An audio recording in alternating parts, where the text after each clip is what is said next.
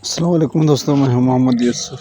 दोस्तों मैं मौजूद हूं पाकिस्तान में और मेरा ये देख दोस्त सऊदी अरबिया भी गया है इस रमज़ान शरीफ में 2025 में। तो इसका वहाँ इसको पहले तो एक कफील लेके गया भेड़ों के काम में, उसके बाद फिर इसको लेके गया ये ऊँटनियों के काम में। ऊँट खड़े बस अभी कुछ ही दिनों में गया है।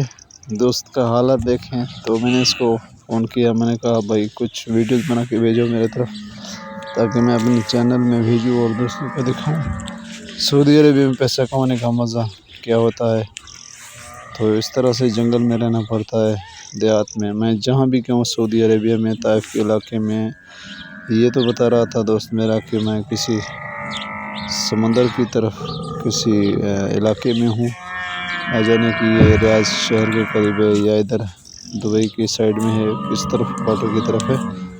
तो इसी तरीके से दोस्तों कुछ ही दिन हुए हैं, तो बड़ा मुश्किल है सऊदी अरबिया में पैसा कमाना, क्योंकि मेरे पहले भी वीडियोज़ पड़े हैं यहाँ मेरे चैनल में, आप देख सकते हैं। तो अभी भी ये दोस्त गया है, तो इंशाल्लाह इसके बाद भी मेरे वीडियो आएंगे इस दोस्त के थ्रू। दूसरे भी दोस्त मेरे वो काफ़ी वहाँ हैं।